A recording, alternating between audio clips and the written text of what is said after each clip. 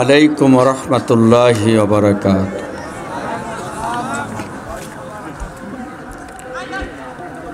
আলহামদুলিল্লাহ নাহমাদুহু ওয়া নাস্তাঈনুহু ওয়া নাস্তাগফিরুহু ওয়া নাউযু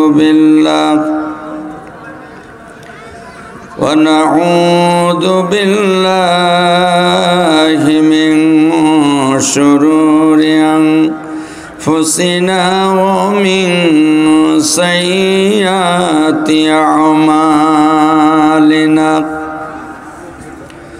من يهده الله فلا مضل له ومن يضلله فلا هادي له أشهد أن لا إله إلا الله وحده لا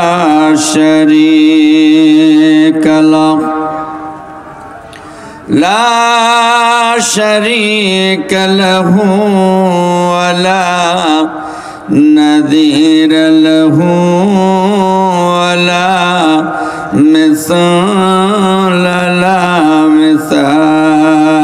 له وأشهد أن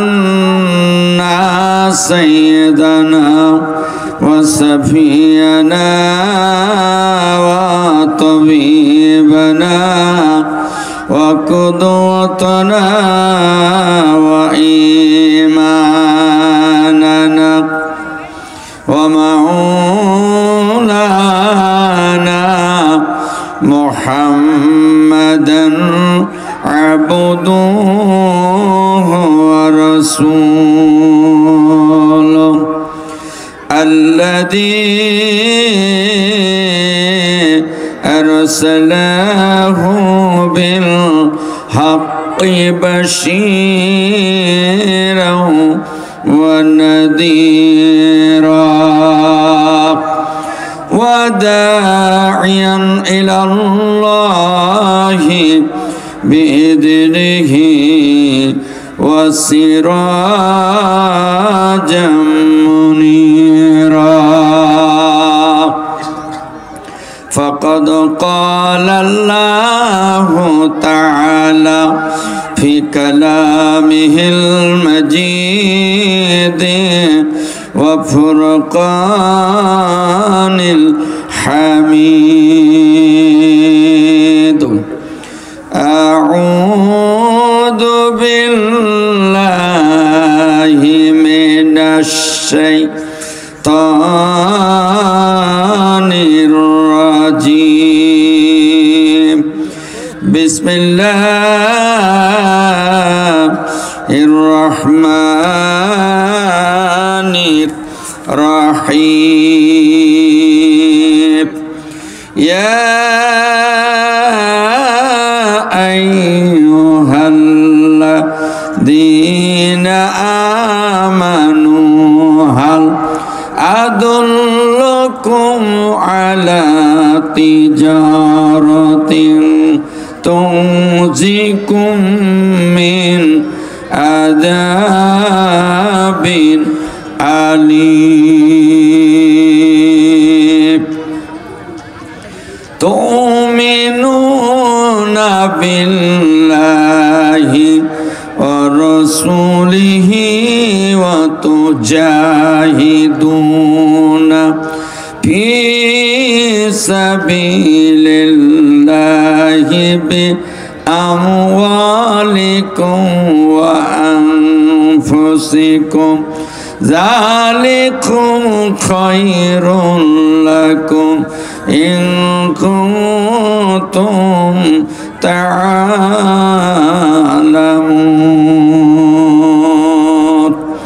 بسم الله الرحمن الرحيم. إن الله وملائكته يصلون على النبي يا أيها الذين آمنوا صلوا عليه وسلموا تسليما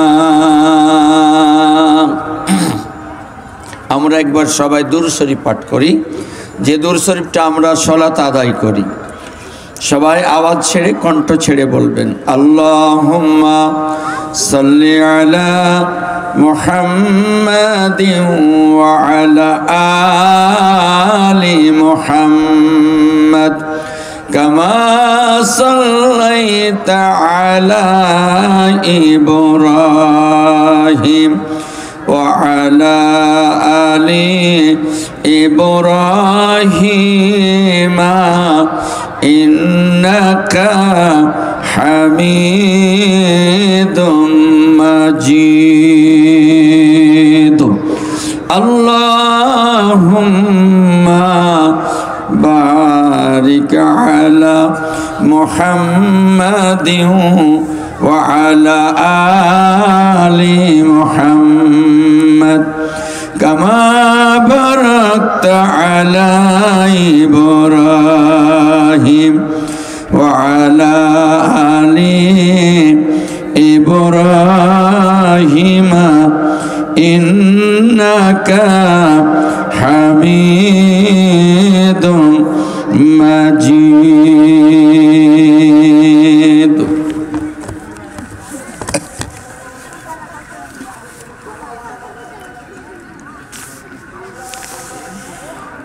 কেউ কাঁদে কেউ যায় কেউ আসে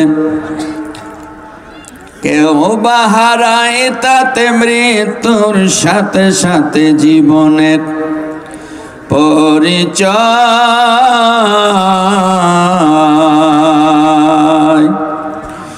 অবশেষে মনে হয় কেউ তো কারণ অবশেষে মনে হয় কেউ তো কারণ কেউ কাঁদে কেউ হাসে কেউ যায় কেউ আসে কেউ বাহারায় তাতে মৃত্যুর সাথে সাথে জীবনের পরিচয় অবশেষে মনে হয় কেউ তো কারণ অবশেষে মনে হয় কেউ তো কারণ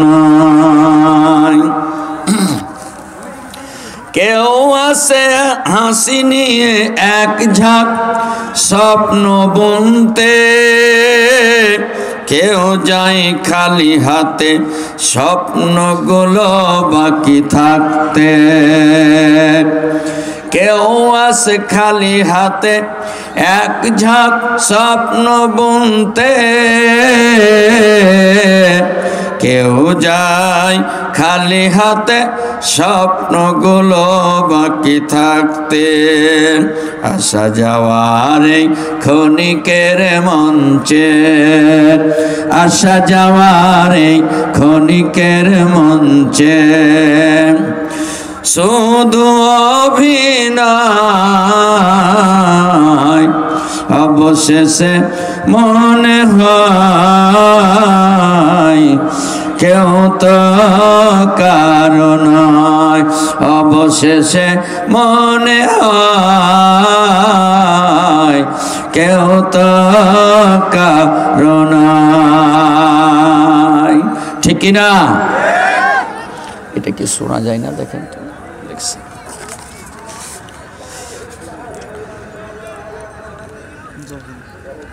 যুব জাগরণ সমাজ কল্যাণ পরিষদের উদ্যোগে প্রথম বার্ষিকী একদিন ব্যাপী তাফসিরুল কোরআন মাহফিলের সম্মানিত সভাপতি সাহেব, প্রধান অতিথি এবং বিশেষ অতিথিবৃন্দ, আমার অত্যন্ত শ্রদ্ধাভাজন সরাসরি আমার ওস্তাদ মাওলানা মোহাম্মদ জব্দুল হক, অধ্যক্ষ শিবগঞ্জ ফাজিল মাদ্রাসা, মঞ্চ উপবিষ্ট আছেন পৌর আমির আমার বড় ভাই আবু বক্কর সিদ্দিক সহ ওলামায়ে কেরাম, আমার সামনে উপবিষ্ট বয়োজ্যেষ্ঠ বৃদ্ধ দাদা ও নানারা, যুবক ভাইরা, পর্দার অন্তরালে মা এবং বোনেরা, আসসালামু আলাইকুম ওয়া রাহমাতুল্লাহি ওয়া বারাকাতুহু। আমরা একবার আল্লাহর শুকরিয়া জ্ঞাপন করছি, সবাই বলি আলহামদুলিল্লাহ। একটু জোরে বলা যাবে না? প্রশংসা কার? শুকরিয়া কার? আল্লাহর। কারণ যে আল্লাহ তাআলা আমাদেরকে এখানে এনেছেন, তিনি আমাদেরকে এনেছেন। যিনি আমাদেরকে এত সুন্দরভাবে দুনিয়ার মাটির উপরে চলাফেরার সুযোগ দিয়েছেন, তিনি আমাদের মালিক, তিনি আমাদের মনিব, তিনি আমাদের রব, তিনি আমাদের প্রতিপালনকারী, তিনি আমাদের আইনদাতা, তিনি আমাদের বিধানদাতা, তিনি আমাদের হুকুমদাতা, সারা জাহানের রব, বিশ্বকে পালনে আলা। এই জন্য আমরা সবাই আবার বলি আলহামদুলিল্লাহ। শত কোটি দুরূদ অবতীর্ণ হোক মানবতার মাজলুম নেতা, বিশ্ব নেতা, মহান নবী, মহান রাসূল, মানুষ হিসাবে সর্বশ্রেষ্ঠ মানুষ, নাবী হিসাবে সর্বশ্রেষ্ঠ নাবী, রাসূল হিসাবে সর্বশ্রেষ্ঠ রাসূল, যিনি আয়ামে জাহিলিয়াতের কালো অন্ধকারের চাদরে যে সমাজ ঢেকে গিয়েছিল, সে আরও বিশ্বকে একটা সোনালী সমাজে পরিণত করে মানুষকে মানুষ হিসাবে তৈরি করে পৃথিবীতে একজন তৈরি করতে পেরেছেন। তিনি আমাদের নবী, বিশ্ব নবী, সর্বকালের সর্বযুগের সর্বশ্রেষ্ঠ রাসূল নবী মুহাম্মদ রাসূলুল্লাহ সাল্লাল্লাহু আলাইহি সাল্লাম। সম্মানিত ভাইরা আমার, আমি আপনাদের সামনে দুইটি আয়াত তেলাওয়াত করেছি। কতটুকু সময় পাবো বলতে পারছি না, তবে এই আয়াতকে সামনে রেখে আমি আমার আলোচনার দিকে যাব। ভূমিকায় তেমন কথা বলবো না, তবে দুই একটি কথা বলতে চাই যে আমরা মুসলিম, আমরা মুসলমান, আমরা মুমিন হয়ে মরতে চাই। কথা ঠিক কিনা বলেন? মুমিন হয়ে যদি মারা যান তাহলে জান্নাতে যাবেন, সরাসরি জান্নাতে যাবেন। আর মুসলমান হয়ে যদি মারা যায় তাহলে জান্নাতে যাবে, তবে জাহান্নামে আগে শাস্তি পাওয়ার পরে যাবে। জি, কিন্তু মুমিন হয়ে যদি মারা যায় তাহলে আল্লাহ তাআলা মুমিনদের জন্য জান্নাতকেই কিয়ামতের মাঠে সম্মানের জন্য আনা হবে। বলেন আলহামদুলিল্লাহ। সম্মানিত বাবারা আমার, বন্ধুরা আমার, এই যে এখনো অগোছিতভাবে বসে আছেন, মন মতন বসে আছেন, ওখানে চীনাবাদাম চলছে, ওখানে চীনাবাদাম চলছে, ওখানে চীনাবাদাম চলছে, মনে হচ্ছে ভিতরেও চীনাবাদাম চলছে। চীনাবাদাম কিছুক্ষণের জন্য খাওয়া বন্ধ করেন, খাওয়া বন্ধ করেন। খাবার তিনটা জিনিস গোপনে। কয়টি জিনিস গোপনে? তার একটি হলো খাওয়া। খাওয়া গোপনে। আপনার ছেলে, আপনি গোস্ত কিনেছেন, এটা গোস্ত খেতে খেতে বাইরে গেছে, কিন্তু অন্যদের ছেলে দেখলে কেমন লাগে? কথা ঠিকই না? হয় অন্যদের ছেলেকে দেন, নাই আপনার ছেলেকে বাড়ির ভিতরে খাইয়া বাইরে পাঠান। এই জন্যে খাওয়াটা হলো গোপনে। জি, এই জন্য আপনারা চীনাবাদাম অন্তত খাওয়াটা বন্ধ করেন। সম্মানিত ভাইরা আমার, তাহলে আমাদের পরিচয়, আমরা মুসলিম, আমাদের ধর্ম ইসলাম, আমাদের নেতা নবী মুহাম্মদ সাল্লাল্লাহু আলাইহি সাল্লাম, আমাদের রব আল্লাহ। এই তো আমাদের পরিচয়। কথা ঠিক কিনা বলেন? আমাদেরকে যিনি বানিয়েছেন, যিনি তৈরি করেছেন, তিনি আমাদের রব। কথা ঠিক কিনা বলেন? তো এমনি এমনি কি আমাদেরকে বানিয়েছেন? এমনি আমাদেরকে পৃথিবীতে এনেছেন? এমনই ভাবে এই দুনিয়াতে আনা হয়নি। অবশ্যই আল্লাহ তাআলা কিছু কাজ আমাদের উপরে দিয়েছেন, কথা ঠিক কিনা বলেন? সম্মানিত বাবার আমার, বন্ধুরা আমার, আমি বলতে চাই আপনাদেরকে এইভাবে যে আল্লাহ তাআলা মানুষকে এই দুনিয়াতে সৃষ্টি করে আর কিছু করবেন না এটা নয়। মানুষ যখন মরে যাবে, কবরে যাবে, কবর থেকে কিয়ামতের মাঠে উঠবে, উঠার পরে দুইটা সেকশন আছে, একটা জান্নাত, একটা জাহান্নাম। এটা জাহান্নাম, এটা জান্নাত। যারা ভালো কাজ করবেন, নেক আমল করবেন, সুন্দর আমল করবেন, সলেহ আমল করবেন, যারা আল্লাহর জমিনে আল্লাহর কোরআনের আইন, আল্লাহর কোরআনের হুকুমাত, আল্লাহর বিধিবিধান, আল্লাহর রীতিনীতি, নিয়মতান্ত্রিক সুন্নতি জীবন যারা তৈরি করতে পারবেন, এই বেঁচে থাকা অবস্থায় তারা জান্নাতে যাবে। তারা মুমিন হিসাবে আল্লাহর কাছে কিয়ামতের মাঠে সফলতা অর্জন করবে। যারা এই দুনিয়ায় নামাজ কালাম করবে না, আল্লাহ চিনবে না, রসুল চিনবে না, দিন চিনবে না, ইসলাম চিনবে না, ধর্ম চিনবে না, বরং তারা ইসলামের বিরোধিতা করবে, যারা ইসলাম চায়, দিন চায়, তাদের বিরোধিতা করবে, আল্লাহ তাদেরকে জাহান্নামের গজবে, জাহান্নামের আযাবে লিলিহান শিখা বিশিষ্ট সেই অগ্নিতে ফেলে শাস্তি দেবে। কথা ঠিক কিনা বলেন?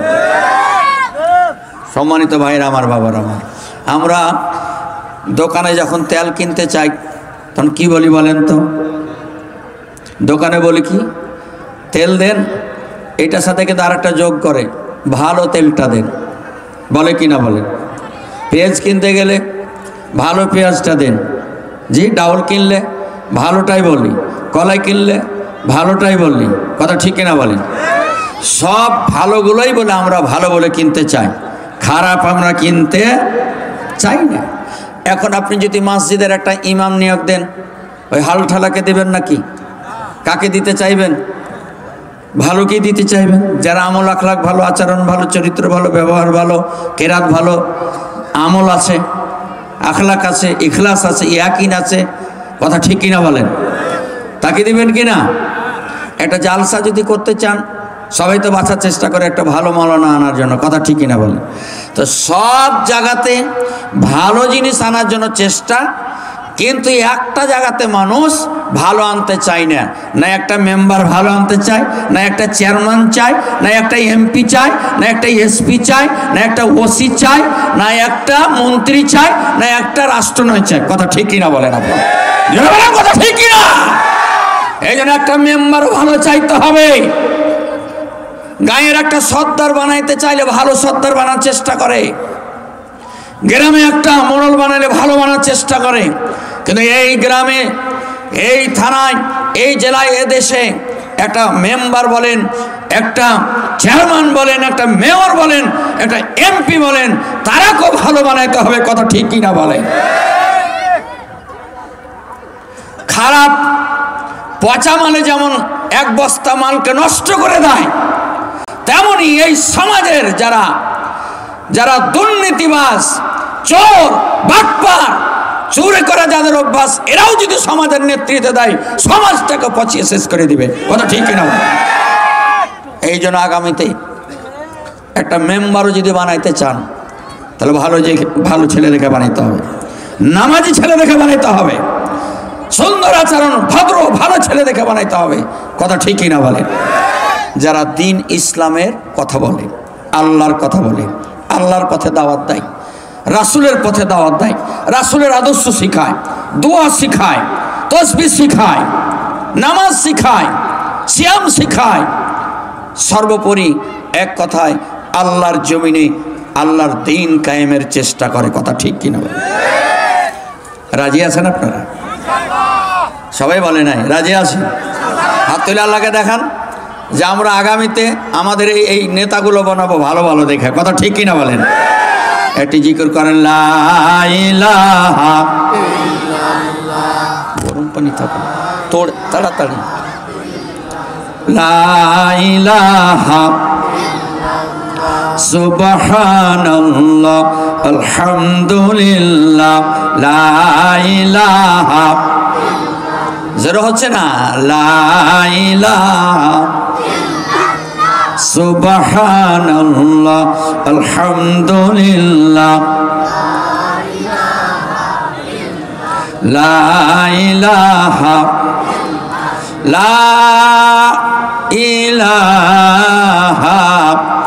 ইল্লাল্লাহু মুহাম্মাদুর রাসূলুল্লাহ সাল্লাল্লাহু আলাইহি ওয়াসাল্লাম। আজ রাত্রে আমরা আল্লাহর সাথে একটা ব্যবসা করব, পারবো তো ইনশাআল্লাহ? কার সাথে ব্যবসা করব? আল্লাহর সাথে। আমরা সবাই পড়ি বিসমিল্লাহির রহমানির রহিম। চরম পরম মেহেরবান দয়াবান আল্লাহর নামে শুরু করতেছি। ইয়া আইয়ুহাল্লাযীনা আমানু হাল আদুল্লুকুম আলা তিজারাতিন তুনজিকুম মিন আযাবিন আলীম। আল্লাহ বলছে, হে ঈমানদারগণ, হে মুমিনেরা, তোমরা যারা ঈমান এনেছো, আমি আল্লাহকে বিশ্বাস করেছো, আমি আল্লাহর উপরে ঈমান যারা গ্রহণ করেছো, তোমরা শোনো বান্দা বান্দি, আমি তোমাদেরকে কি এমন একটি ব্যবসার কথা বলে দেব না, এমন একটি লেনদেনের কথা বলে দেব না, এমন একটি বাণিজ্যের কথা বলে দেব না, যেই লেনদেনটা ক্রয় বিক্রয়টা করলে, ব্যবসাটা করলে কত লাভ কত লাভ কত লাভ হবে, কত উন্নত হবে। আল্লাহ বলেন আযাবিন আলীম, কঠিন জাহান্নামের পীড়াদায়ক আযাবের আলিম থেকে তোমরা বেঁচে যাবে। আমি কি তোমাদেরকে এমন একটি ব্যবসার কথা বলবো না, বলে দিব না, যে ব্যবসাটা করলে তোমরা জাহান্নামের আযাব থেকে বেঁচে যাবে, গজব থেকে বেঁচে যাবে, শাস্তি থেকে বেঁচে যাবে। জি, আমি কি তোমাদেরকে এমন একটি ব্যবসার কথা বলে দিব না, বলবো না? সম্মানিত ভাইয়েরা আমার, একটু সামনে আগিয়ে বসেন তো। মা বোনেরা, আপনারাও সামনে একটু আগিয়ে বসেন। অসংখ্য মা বোনেরা আজকে এসেছেন, আসছেন, আর মনোযোগ দিয়ে একটু কথাগুলো শুনেন, খুব দামি কথা আজকে হবে। তাহলে আল্লাহ নিজে বলছেন ব্যবসার কথা। কে বলছেন ব্যবসার কথা? আল্লাহ। ভাইরা আমার, মা আমার, বোনেরা, আল্লাহ বলেন এই ব্যবসা গুলো করলে জাহান্নামের গজব থেকে বেঁচে যাবে, জাহান্নামের আযাব থেকে বেঁচে যাবে। জাহান্নাম থেকে বাঁচার কথা কেন আল্লাহ বললেন? জাহান্নামের গজব থেকে বললেন। জাহান্নামে কি আছে? জাহান্নামে কি আছে যে এই ব্যবসা করলে জাহান্নাম থেকে বাঁচবে? শুধু তাই নয় রে বান্দা, শুধু তাই নয়, এই ব্যবসা যদি তোমরা করো, এই লেনদেন তোমার সাথে রবের সাথে যদি দুনিয়ার জমিনের উপরে করো, ইয়াগফির লাকুম, তোমাদেরকে মাফ করে দিব, যুনুবাকুম, তোমাদের জীবন থেকে সমস্ত গুনাহগুলো মাফ করে দিব। তাহলে লস নাই, এই ব্যবসা করলে লস নাই। আমাদেরকেও মাফ করে দিবেন, আমাদের জীবন থেকে গুনাহগুলো মাফ করে দিবেন। আচ্ছা, তো ব্যবসা করলে কি লাগে? পুঁজি লাগে। ব্যবসা করলে কি লাগে? বিনা পুঁজিতে ব্যবসা করা যাবে? বলেন যাবে নাকি? বিনা পুঁজিতে ব্যবসা করা যাবে না। তো পুঁজিগুলো কি কি একটু আমরা সামনে আগাই নাকি বলেন? 1 নম্বর পুঁজি তুমিনুনা বিল্লাহি ওয়া রাসূলিহি। 1 নম্বর পুঁজি হলো আল্লাহর উপরে ঈমান, তার রাসূলের উপরে ঈমান। 1 নম্বর পুঁজি। অতুজাহিদুনা, এই পুঁজিগুলো দিয়ে আল্লাহ রাস্তায় কাজ করা লাগবে। আর এই কাজ করতে গেলে আর একটা পুঁজি লাগবে, বিআমওয়ালিকুম ওয়া আনফুসিকুম, তোমাদের মালও দিতে হবে, জানও দেওয়া লাগবে। তাহলে আল্লাহর উপরে ঈমান, রাসূলের উপরে ঈমান, জানও দিতে হবে, মালও দিতে হবে। এই 4টি পুঁজি দিয়া যদি তুমি আল্লাহর সাথে ব্যবসা করতে পারো, তোমার জীবনটা দিয়ে তুমি যদি ব্যবসা করো, তোমার মাল সম্পদ দিয়ে যদি আল্লাহর সাথে ব্যবসা করো, রাসূলের পুঁজি দিয়ে যদি ব্যবসা করো, তোমরা যদি বুঝো বান্দা, যালিকুম খায়রুল লাকুম ইন কুনতুম তা'লামুন, এটা তোমাদের জন্য খুবই উত্তম। ব্যবসার লেনদেনের ব্যাপারে যদি তোমরা বুঝে থাকো, খুবই উত্তম। এই ব্যবসা খুবই উত্তম, খুবই কল্যাণকর, খুবই লাভজনক যদি তোমরা এই ব্যবসা সম্পর্কে জ্ঞান অর্জন করতে পারো, বুঝো, জানো কত কল্যাণকর ব্যবসা। এটা যদি বুঝো, একটা বোতলে দিয়ে দিতে হয়তো।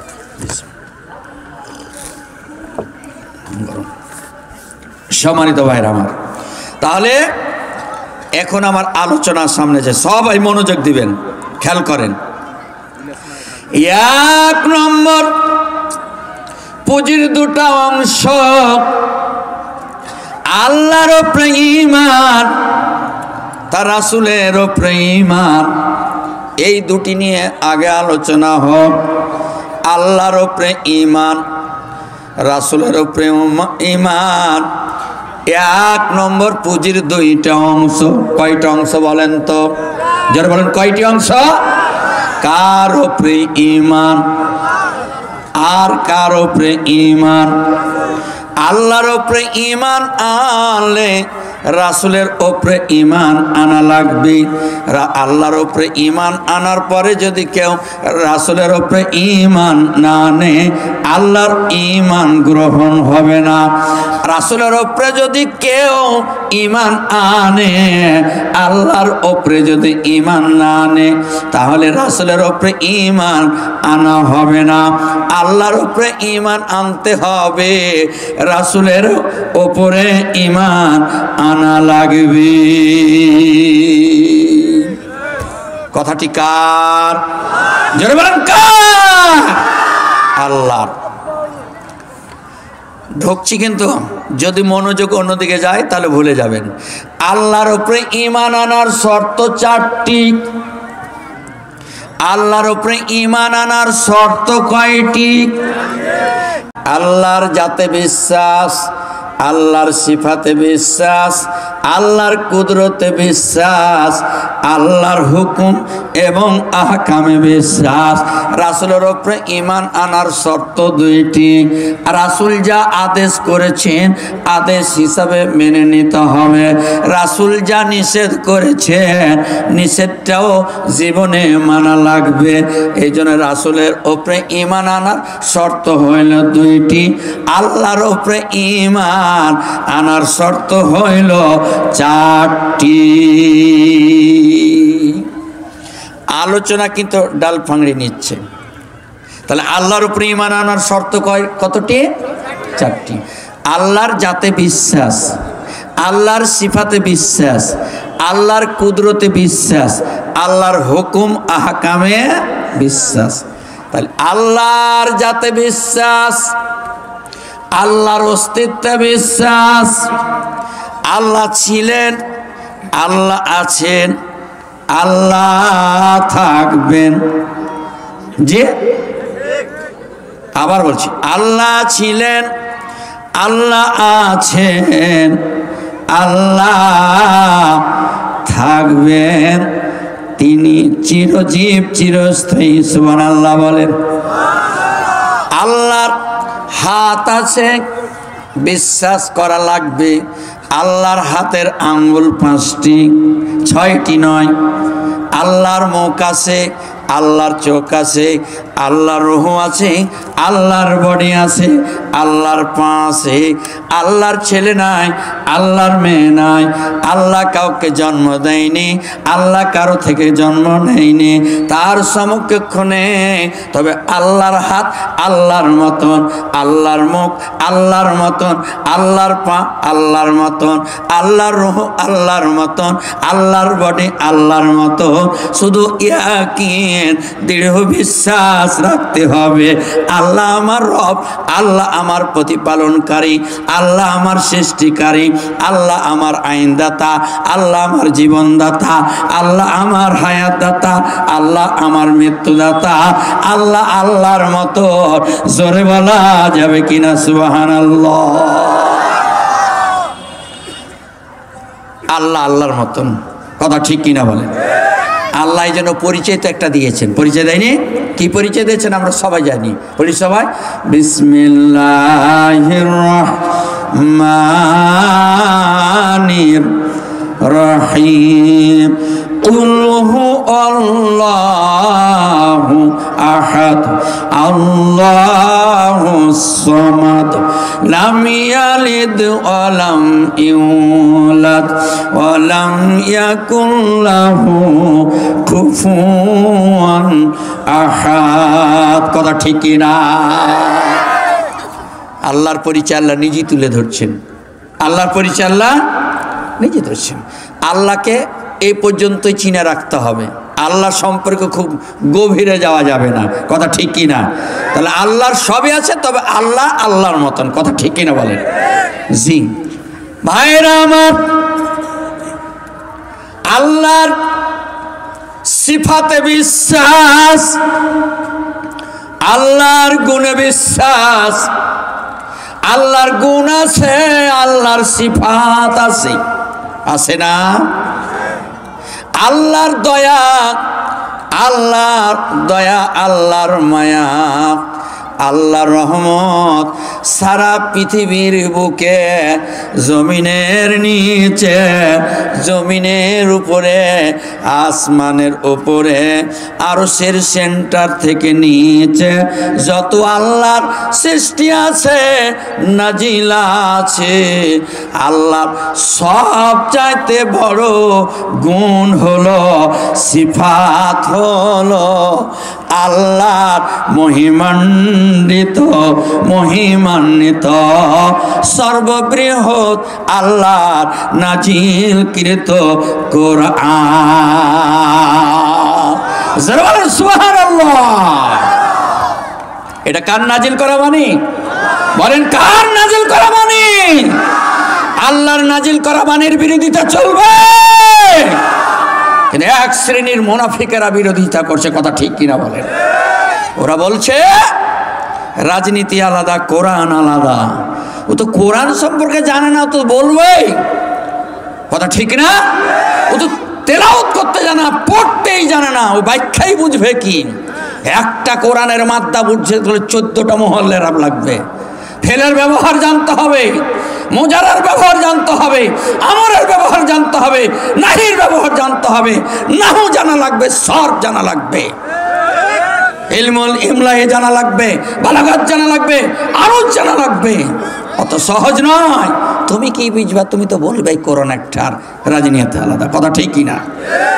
সম্মানিত ভাইয়ের আমার, তাহলে আল্লাহর গুণ আছে না নাই? আল্লাহর সিফাত আছে কিনা? আছে না? জি। আল্লাহ বান্দার উপরে কত দয়া করবে, আল্লাহর সিফাত, আল্লাহর গুণ কত বড়। এই যে দেখেন দুইটা লাইন তো একটা লোকের 99টি গুনাহ আর একটা লোকের 99টা নেকি মাপ যোগ করে দেখেছে।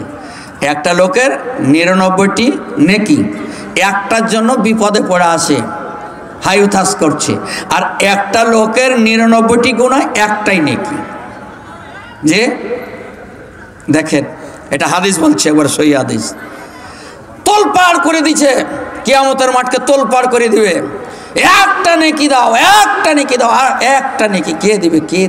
কে দিবে? ওখানে কে আছে দয়া? কে পার করবে? নিজের আমল নিয়ে তো ব্যস্ত থাকবে, নিজের বোঝাই নিজে বহন করতে হবে। সন্তান বোঝা বহন করবে না, পিতার মায়ের মা বাপ সন্তানের বোঝা বহন করবে না। নিজের নেক আমল দিয়েই, সলেহ আমল দিয়েই পার হওয়া লাগবে। কথা ঠিক কিনা ভাইরা? এই লোকটা বলছে যে একটা নেকি থাকলে তো জাহান্নামে যাচ্ছে, না থাকলে তো জাহান্নামে যাচ্ছে।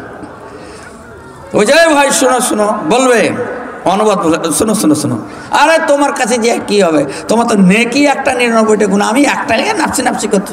আরে ভাই আসো এদিকে শোনো। জি, একটা পরকালে দেখাবো, একটা দুনিয়াতে দেখাবো।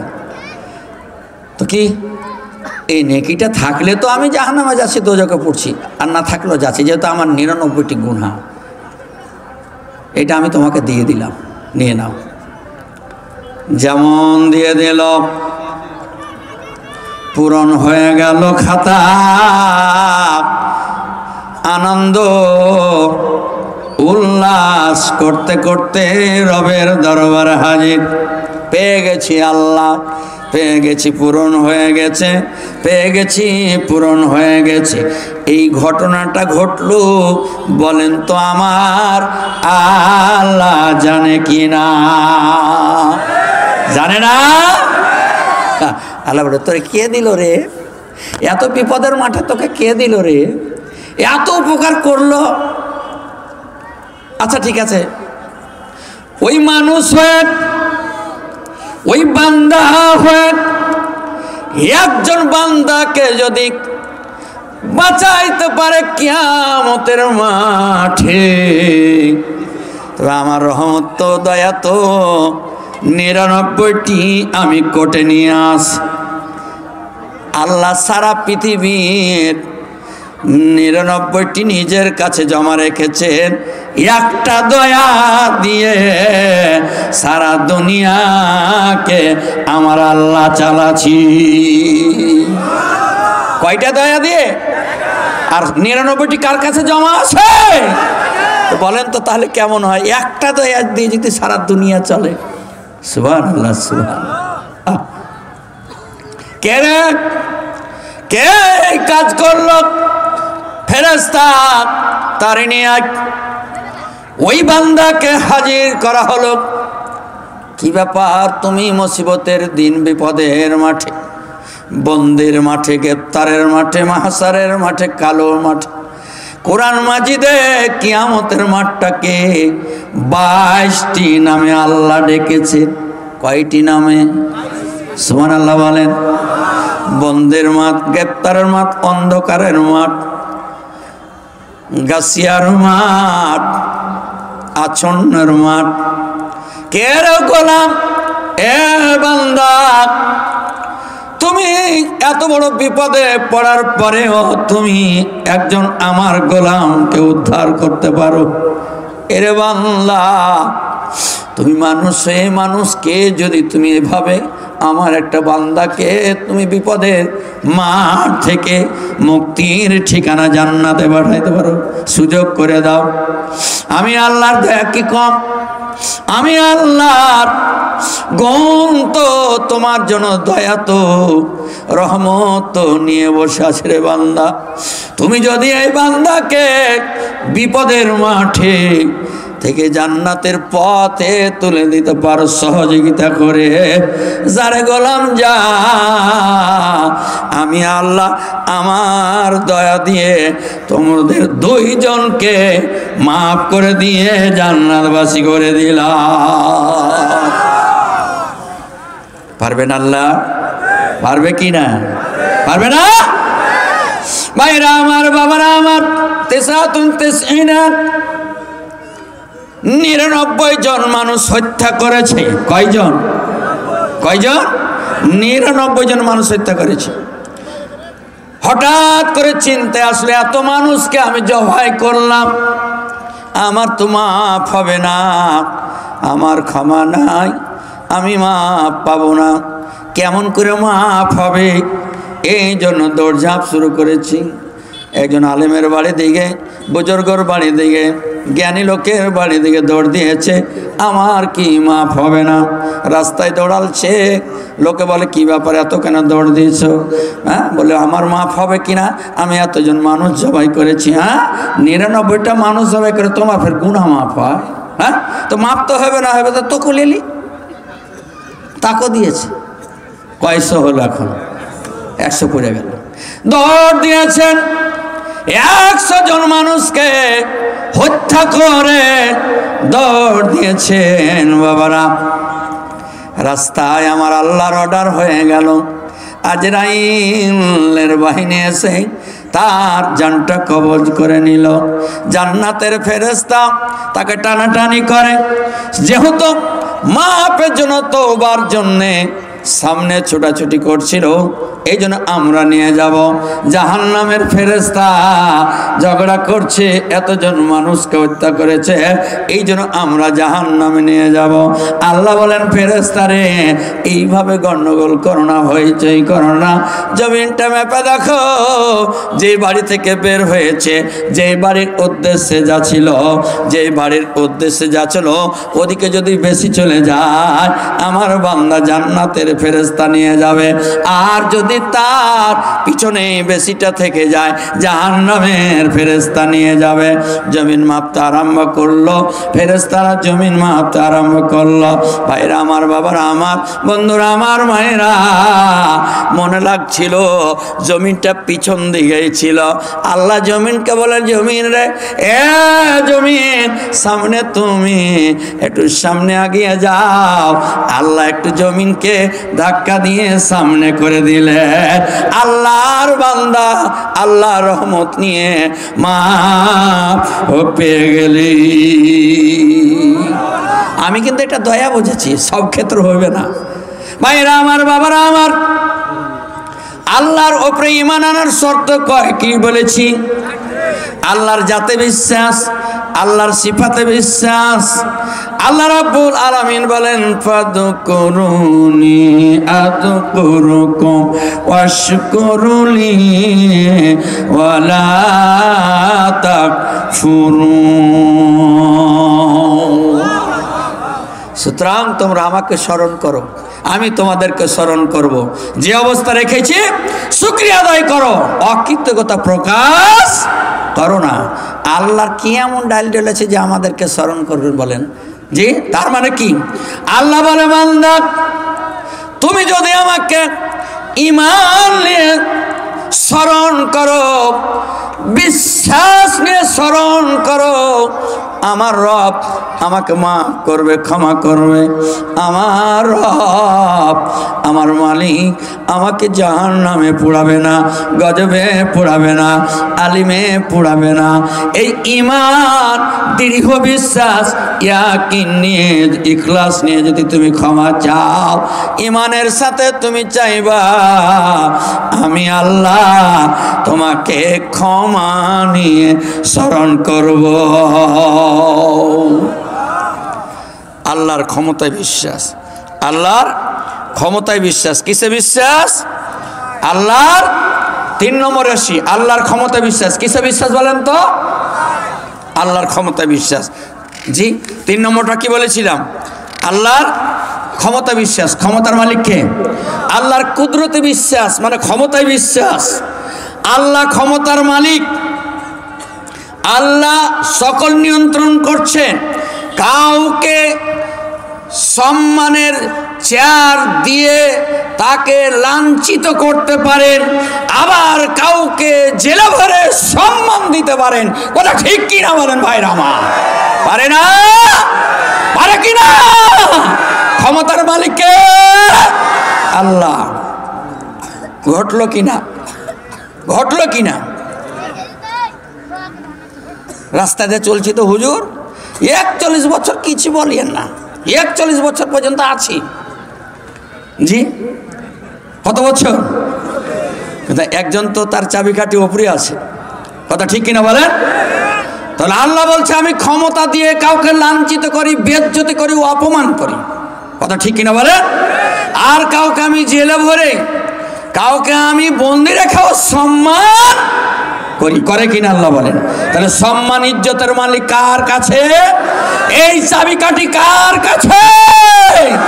আল্লাহর কাছে। জালেম, এই জালেম এমন ভাবে মুমিনদের উপরে, আলেমদের উপরে অত্যাচার, জুলুম, নির্যাতন শুরু করেছিল যে মনে হচ্ছে কোনোদিন মরবে না। এরকম একটা সামনে গেছিল। কথা ঠিক কিনা বলেন? গেছিল কিনা? গেছিল কিনা? আহারে, শেষে দেশের নিজের দেশটা তো বাস করার সুযোগ হলো না। হ্যাঁ, একেবারে আল্লামা সাইদি বলেছিলেন যে বেশি লাফালাফি করো না, বেশি কুদাকুদি করো না, বেশি এরকম করে না, ক্ষমতার বাহাদুরি দেখায় না।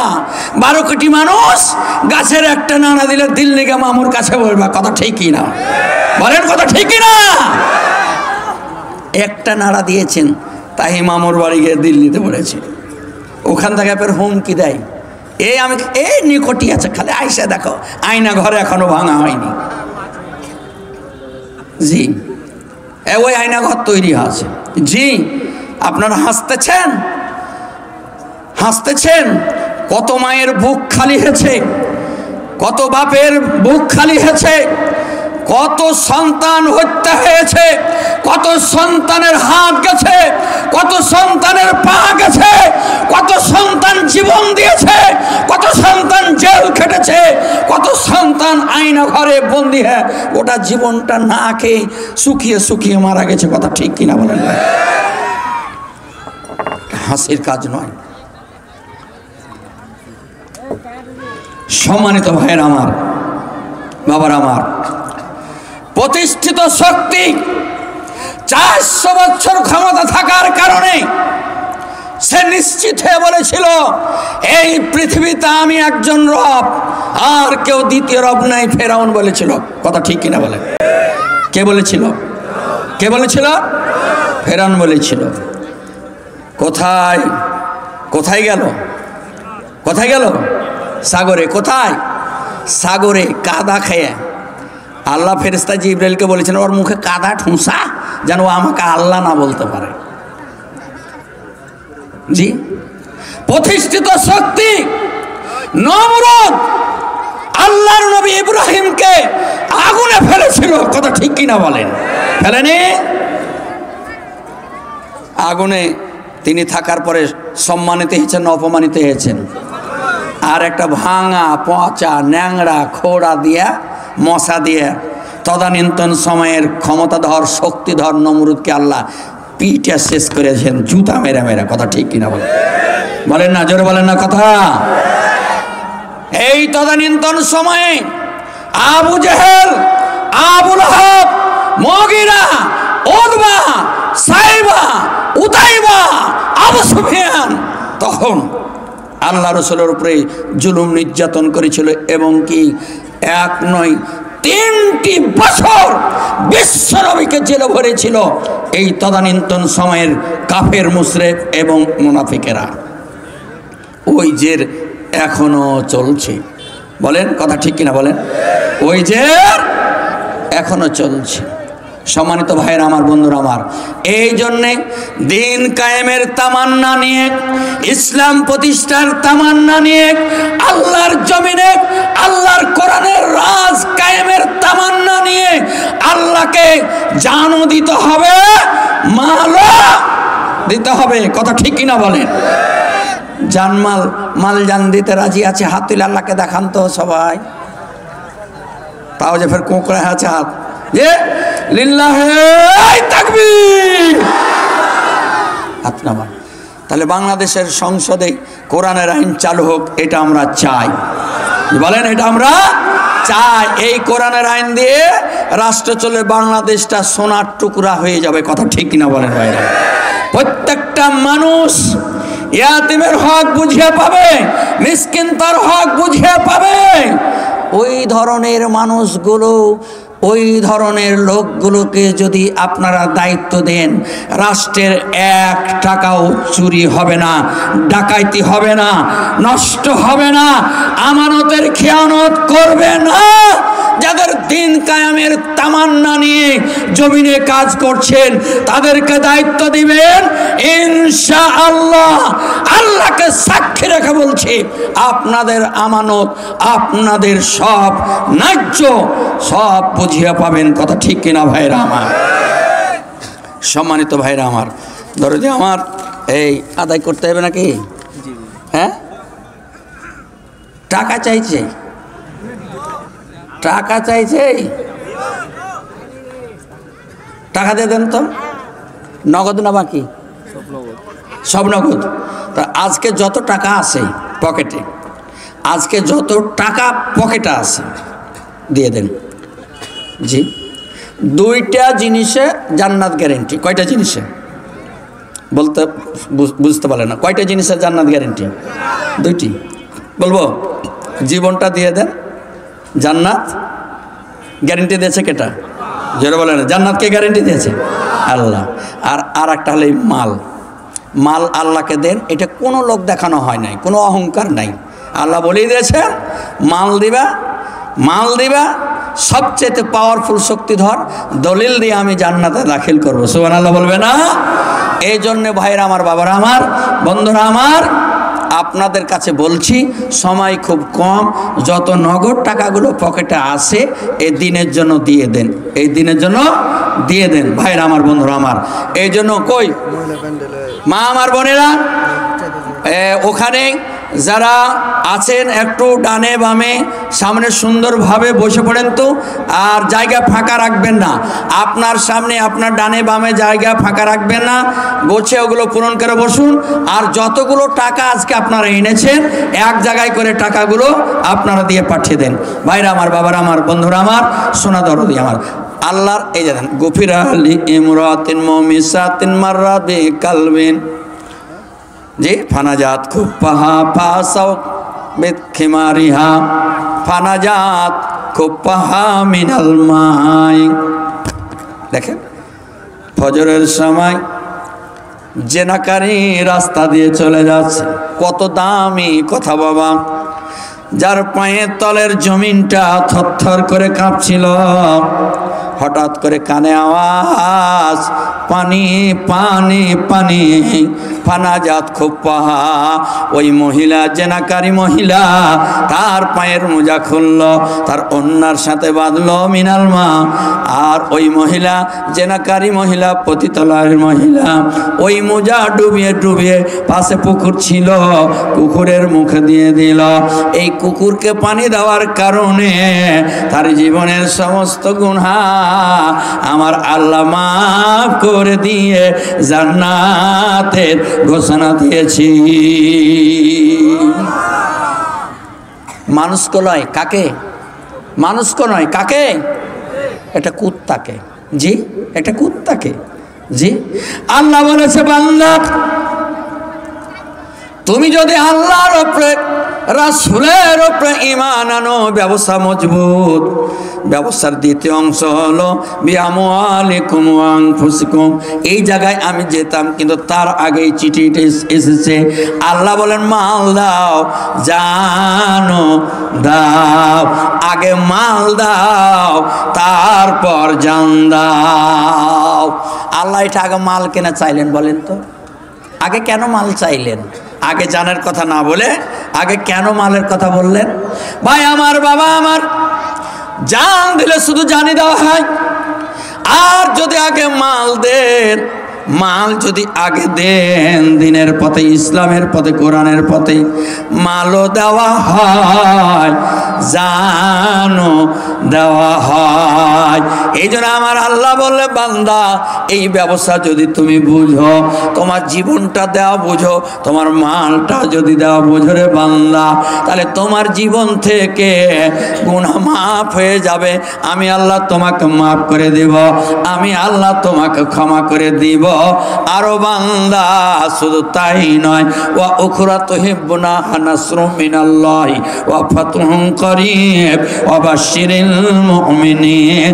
এর বান্দা, যেটা তোমার চাওয়া পাওয়া অতিরিক্ত ফাও হিসাবে আল্লাহর সাহায্য এবং বিজয় আমি আল্লাহ মুমিন রে তোমাকে দিব। ফাও দিবেন, যে গুনাহ তো মাফ করবেন, জীবনের গুনাহ মাফ করবেন, আমাদেরকে মাফ করবেন, আর ফাও দিবেন আমাদেরকে। ফাও মানে আল্লাহর কাছে ফাও পাওয়া যাবে। জি, জান্নাতের, আপনি যদি জান্নাত চান, জান্নাতের সবচেয়ে বড় পুরস্কার কি বলতে পারেন? জান্নাতে একটা পুরস্কার, তো জান্নাতের সবচেয়ে বড় পুরস্কার কি দেখি না? সবচেয়ে বড় পুরস্কার কি বলতে পারেন? ধরেন আপনাকে জান্নাতে, আমরাকে সকলকে জান্নাত আল্লাহ দিয়েছেন, তো জান্নাতে একটা বড় পুরস্কার আছে। কি পুরস্কার? জান্নাতের সবচাইতে বড় পুরস্কার হলো, জান্নাতের সবচাইতে বড় পুরস্কার হলো আল্লাহর দিদার। স্বয়ং আমার আল্লাহ বান্দার সামনে সচক্ষে বান্দাকে দেখতে পাবে, বান্দা সচক্ষে আল্লাহকে দেখতে পাবি। যারা বলেন সুবহানাল্লাহ। আল্লাহ বলে যদি জান্নাত দিলাম, তো জান্নাত এখন বলছে তোমাকে জান্নাত দিলে এবং আমি তোমার পাশেও যাব, তোমার সাথে দেখা করব, তাহলে এটা আরো বড় পুরস্কার হলো না? আল্লাহ দিদার বড় পুরস্কার হলো না? সম্মানিত ভাইরা আমার, বাবার আমার, বন্ধুরা আমার, সোনা দরদি আমার, দানের এইভাবে অনেক কাজ আছে, দানের এইভাবে অনেক হাদিস আছে। ওই যে একটা হাদিস আপনাদেরকে হয়তো বলেছি, ভুলে গেছেন নাকি? এক ব্যক্তি নিয়াত করলো যে আমি টাকা দান করব, তখন ছিল দেড়হাম দান করব, তা মাথায় নিয়ে এলো কাকে দিব। দেখছি গভীর রাত্রে একটা যুবক ছেলে, 30-40 বছরের যুবক চলে যাচ্ছে, কাউকার দেখছে না, ফেল তার মাথার উপরে, যে তুই খা, লোক তো পাওয়া গেল না, তোকে দিয়ে দিলাম, যা খা। এই দেখলো কেউ নাই, এটা হাদিস বলছি।